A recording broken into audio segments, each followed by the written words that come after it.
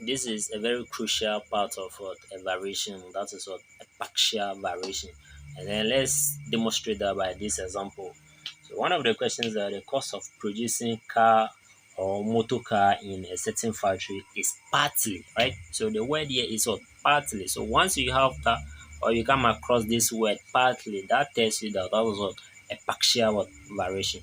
They say it's partly what it's partly varies, it's partly constant, right? So it's partly constant. That's what the question is saying. It's partly constant. So you know a variation, right? So partly constant means that this is just a key, a constant. So this is the variation symbol, partly constant, and what? Partly inverse as the what? The number of cars produced per day, right? So and inverse. So the emphasis here is that that end here in what? Partial variation is what? Plus, right? So it's plus. That end in between that statement there is plus, right? It's plus. So pay close at unlike the in case of the joint, right? In case of the joint variation, that end here is what multiplication. You just need to go straight forward. If you are following the lesson up to this point, you should understand what I'm trying to say here. So the difference between the joint and the partial is that the partial here is the plus, right? Whereby the joint is just what a straightforward. There's no that is a multiplication sign, right?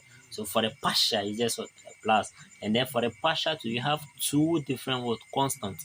Is that okay? So the first one, according to that question, says that varies directly or partly as well, a constant, and inversely as well, the number of the cars produced. So this is what the number inverse. You know this guy, right? So and inversely as well, the number of the cars produced. Remember, there's a key here. There's a key here. Separated by what? A plus. That is just a quick and simple understanding of a partial variation. Always there's a first one, and then the second one is plus whatever follows. Is that okay? So remember the constants are what? Are two. Now you know how to rewrite this guy here, right? So with the equal to sign, and then you proceed from here. This guy multiplied the tower, that we are going to have k two here. So the reason for the k1, k2 just to separate the two different constants. Is that okay? And then you are given that the cost of the producing is 1,600. And then for how many days? How many number of days? 4 days, right? So the n here is the 4 from the question, and then this is the number of days being produced. So what do you do here? You know what to do, right? So here this is a fraction. So we assume that this is over 1, this is also over 1. So if you have an equal to sign in a fraction, you multiply through by 4. So once you multiply through by 4, everything must be multiplied by 4. This guy by 4, this guy by 4, and this guy by 4, right? So by 4, then by 4, and then by 4. So you are going to have, if you multiply this guy by 4, you are going to have 6,400, and then this guy by 4 will give you 4k1, and then the 4 here will cancel this guy, right? So you are going to left with your key. So you can just rewrite this guy with the numbers on the other side, or you may leave it like this. But the idea of using these things that you are going to use a simultaneous equation, right? You are going to have two different equations, right? It's not difficult, it's very, very simple.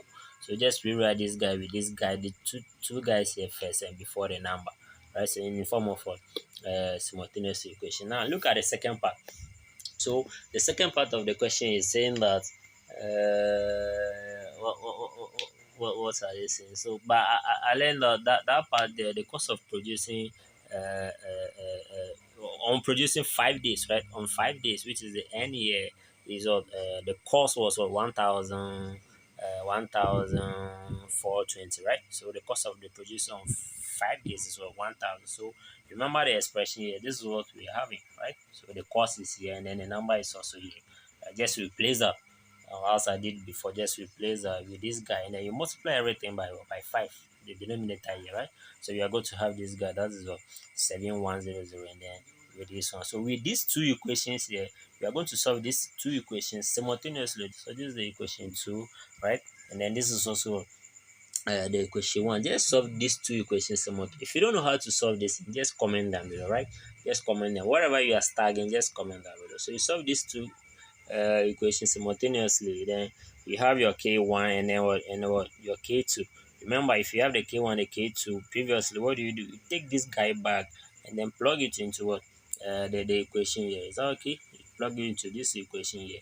Remember the question, the latter part of the question says that you should find the number of days for producing what 1,000 150, right? So you should find the number of n of producing this.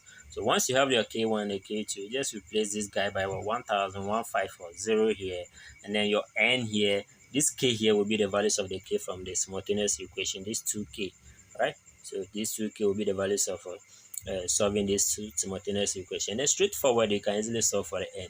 Is that okay? So solve this thing and comment down below. But the key here is that for the partial variation, it's being separated by the n here is being separated by what? Addition, right? So whatever varies straight to the first constant, multiply by that, and then this guy also multiply by what? Another constant, right? So thank you.